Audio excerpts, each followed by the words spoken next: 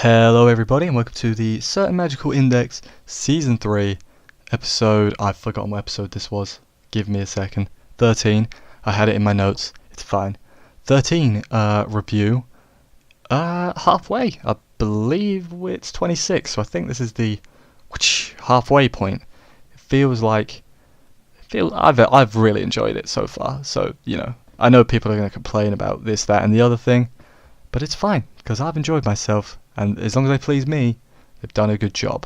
That's how anime works. Definitely. But, as far as this episode itself goes, this was kind of a episode. I mean, it was good, but, I wasn't whoa, amazing, But, it was cool seeing all the characters, but start at the beginning. So, Toma and that girl from New Light, whose name I've forgotten already, yes, I've forgotten in a week, survives the jump into water, and then they run into Third Princess Villian, and the Amakusa are watching, and then off screen, I guess they take the princess and New Light girl away, because Toma's by himself next time we see him, so I guess we're just left to figure that out. Actually, I think he does say something. Yeah, I think so, alright.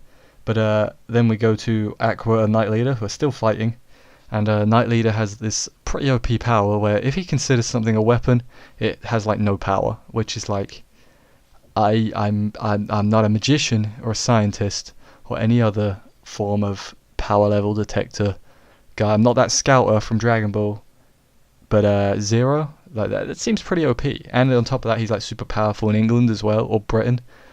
So he seems like he shouldn't lose, but then he loses because Aqua he's got tricks. He's got loads of tricks, and but he decides not to kill Night Leader.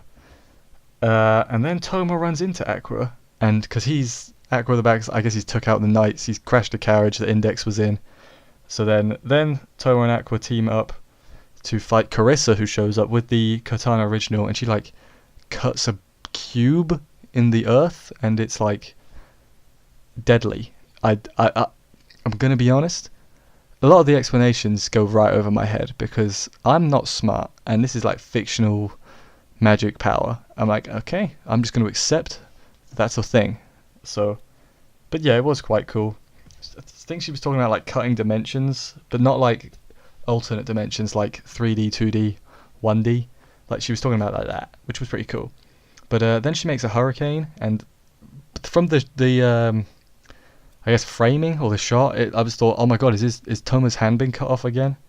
But no, you get sent flying up. I think he does get cut up a little bit, but that's not important. Then Aqua saves them. So then they land elsewhere, Aqua, Toma, and Index, who is incapacitated, or KO'd, asleep. Asleep works, she's asleep. So then Aqua and Toma are there. Aqua gives Toma his reasoning, I guess, for why he's helping. But then Aqua leaves to go do more fighting, I assume.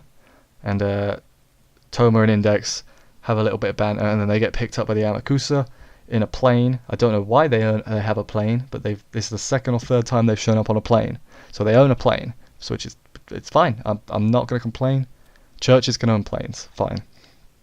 But then they reveal the plan to take out Katana Original, because they're saying that's why the knights are following her. So I got that pretty spot on a few episodes ago. I'm on point. And so the plan is that there's a subway under the palace to power down, and then there's a thing in there that will power down the Katana, which, again, I was okay, I'm going to accept this. I'm sure the light novel explains it better. When I get to that, after the anime's finished, I'll read the light novel and I'll be okay, now I get it. But it made enough sense, for me to be able to follow. But then Toma reads Misaka, who is pretty comically, she's at a restaurant with just a bunch of characters, not with her, she's not talking to them, but they're just all in the background. Kazakiri's there. There's some other people as well. I think Fukiyose's there, and she's lamenting that she doesn't have boobs, I think is what Misaka was doing. But then she gets a call from Toma, and he's how do I open a lock into a subway? It was straight away.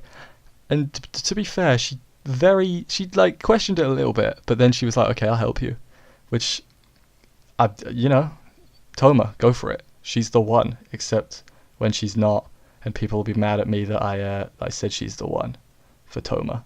People will be like, no, blank's the one. I'm not getting into a waifu war. I don't want to get into that fight, okay? Because I won't be able to win, because you can't convince people that their ship is wrong. That's just how it works. Back to the episode. I went on a slight off topic, but that's fine. Then Toma, Index, and Villian, third princess. And if I'm pronouncing her name wrong, sorry. I've got the memory of a twig. Leave me alone. They're going through the subway, and they're attacked by a Norse giant, which is what I wrote in my notes. But I think he was actually based off a giant from Norse. He's like made of paper, I think. But then the three of them team up to defeat it, using their various abilities. I'm not going to go in depth because I'm assuming you've watched the episode. If not, sorry. But so that powers down Cortana.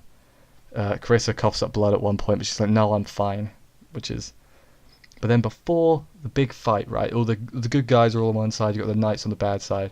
Before the big fight, the good guys, they're going to have a feast, or a barbecue. Not really a barbecue, it's more like a feast. But, yeah, like, everybody's there. It's so weird. Like, Sherry's there, Ursula's there. I don't think Thingy was there. Boobs, what's her name? I'm drawing a blank, I'm so sorry. Oriana, I knew it started with an OR. She wasn't there, I don't think.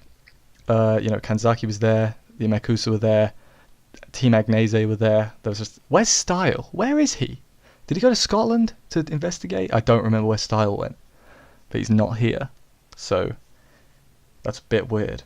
But yeah, they're arguing about essentially, like the Fallen Angel maid outfit, like they're all arguing about it, and it's pretty bants.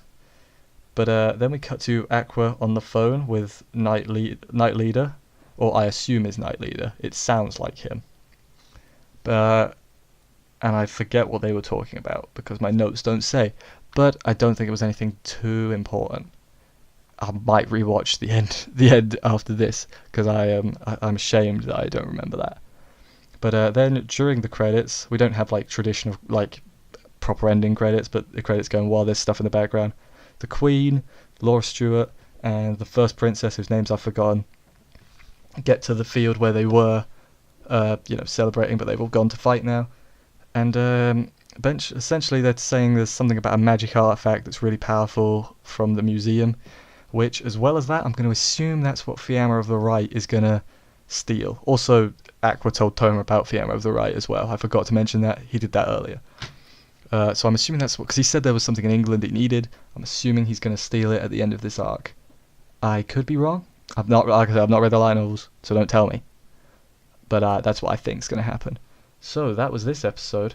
I felt like not a lot happened, but then I rambled, or not really rambled. I just kept talking. It was exciting. It was good, but personally I preferred like the last few.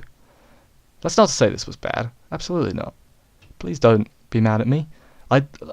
Index is really good with its characters because there's a lot of them, and like when they show up, it's always like, "Hey, I remember you," instead of like, "Who are you?" Like I remember them. You know what I mean? It's good. It's good. So anyway, I don't know if they're taking a break next week for mid-season. If they are, I'll see you in 2 weeks. If they're not, I'll see you next week. Bye guys. I had fun. See ya.